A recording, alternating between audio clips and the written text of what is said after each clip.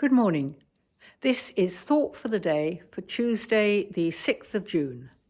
And today I have a few quick thoughts on Psalm 5. Listen to my words, Lord. Consider my lament.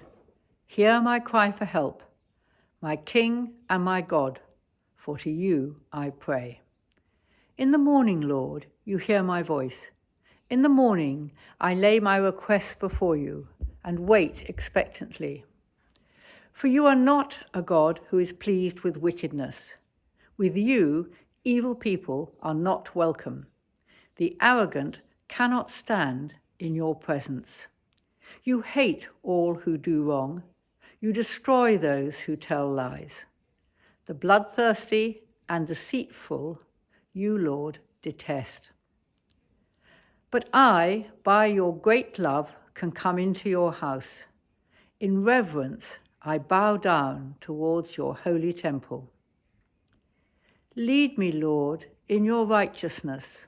Because of my enemies, make your way straight before me.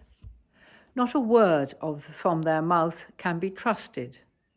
Their heart is filled with malice. Their throat is an open grave.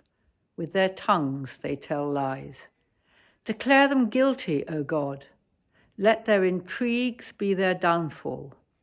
Banish them for their many sins, for they have rebelled against you. But let all who take refuge in you be glad. Let them ever sing for joy. Spread your protection over them, that those who love your name may rejoice in you. Surely, Lord, you bless the righteous. You surround them with your favor as with a shield. In this psalm, David is pouring out his heart to God, a desperate lament, a cry for help from deep within him. God expects us to come to him for refuge from our grief, fear, and pain, rather than to try to dull these feelings with other amusements or distractions that promise but can never deliver blessing. But we may have to wait. God's timing is perfect, but it's not ours to decide in our impatience. Verse 5 says, "The arrogant cannot stand in your presence." Some sins are obvious, but pride is such a surreptitious sin that we all need to watch out for it.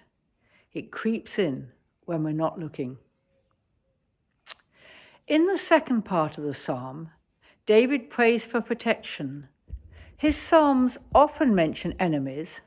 It was a pretty violent time by all accounts, and he was always in danger from those trying to kill him.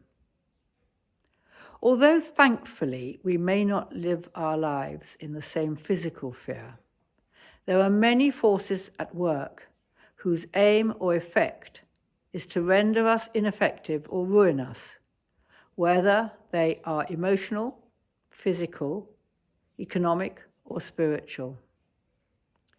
Just as David did, we need to seek refuge in God and ask him to spread his protection over us.